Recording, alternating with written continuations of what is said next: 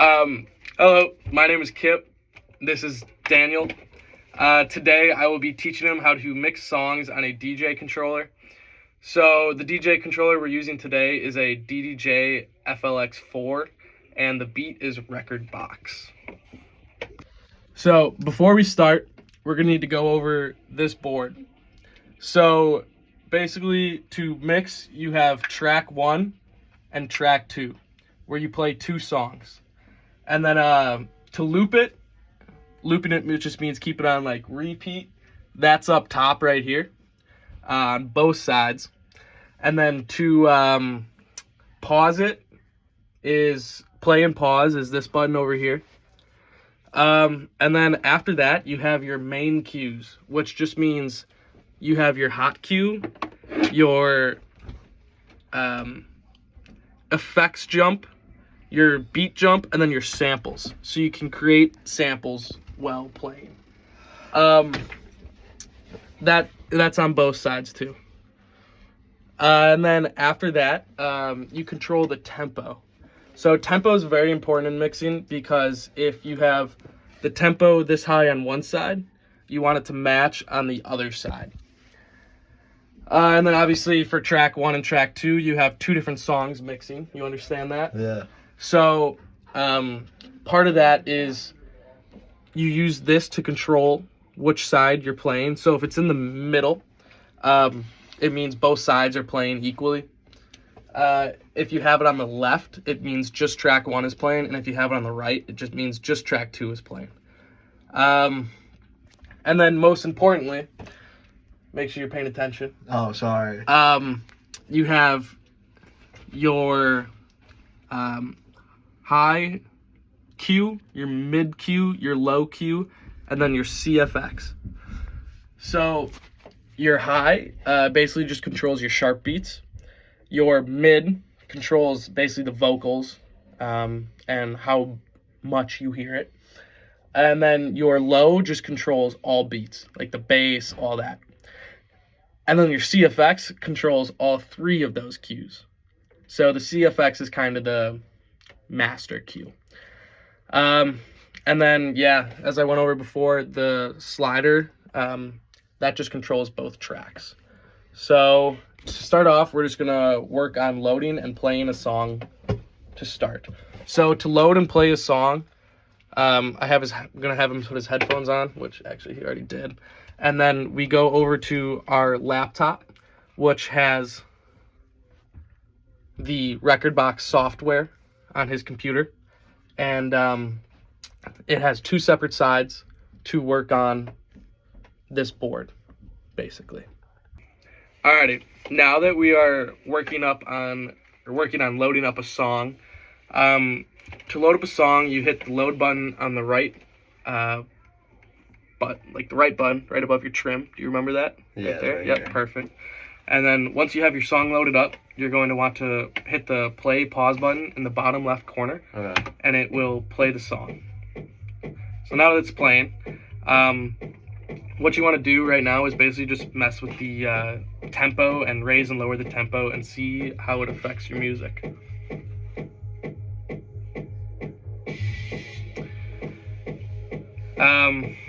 Now I want you to use your pad FX to skip past the intro of the song. Do you remember what button is the pad FX song? Yeah, the pad FX is in between the hot cue and the beat jump. Perfect. So once you hit that, perfect, skip past it. And then finally, for your intro part, we're going to work on working on beat loops. So I want you to set a 4-beat loop without an exit. Okay. So do you know what without an exit means? The beat never ends? Yes, so it doesn't end. Whereas an exit would mean it ends after the 4 beats. Okay. Without an exit means it doesn't end after the 4 beats. So Okay. it'll just keep going. Once you do that, after that, once you've mastered it, I want you to extend it to 8 beats, and then I want you to cut it at the second loop. So let's see how that goes. Okay. And then exit. Good. Perfect. All right. Now that we're in the middle of a song, you're going to want to load up track 2. So, well, you're gonna want to start working on track 2 before you load it up. Load up a song on track 2, but make sure to turn your volume down on track 2 all the way so that doesn't collide with track 1. Okay. And I load up track 2 using this one, the same Yep. wheel. Okay. Yep. Alright. Once you've done that, you're gonna want to adjust your headphone volume so you don't blow your ears out real quick. Okay. And make sure that you can hear it, but it doesn't overpower the song because the song should be. Hold on. Should I hit play on track 2? No, not yet. Okay. I'll tell you when to hit that. Alright.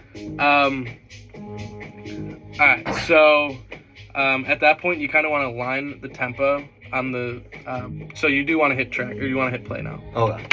So now you want to align the tracks. Okay. So track 1 is at 126. Okay. So here, I'll show them.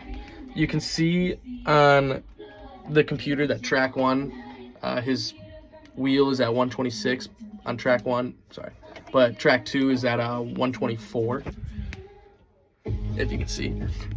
So basically you want to make those align. So you want them to both be at 126. So raise track 2 from 124 beats per minute to 126. Okay. And I use this tempo thing? Correct. Hold on. Yeah, I got it. I think I got it, yeah. Perfect. So now they're the exact same at 126. Once you've done that, you want to align the 2 songs. You align the 2 songs by using your jog wheels. Okay. So these 2 things. Adjust them so the red line coincides on there, or Okay. just aligns. Like that? No, a little bit more. Okay. Perfect. Like that? Yeah, like that. Perfect. You're doing great. So once the red lines coincide, that means your songs are matched. Okay.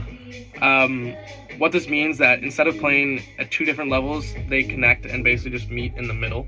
Once they meet in the middle, you're basically good to go to start mixing. Okay. Alright, so now that we've kind of mastered the basics, we're going to start actually mixing. So what this is all for. So we're going to mix the 2 songs. So to start, you want to bring up the volume on track 2. Okay. So once you bring up the volume on track 2, you're going to use the slider in the middle of the board and put it all the way to track 1. Okay. Perfect. So this allows you to still not hear track 2, but the songs are both playing at the same time.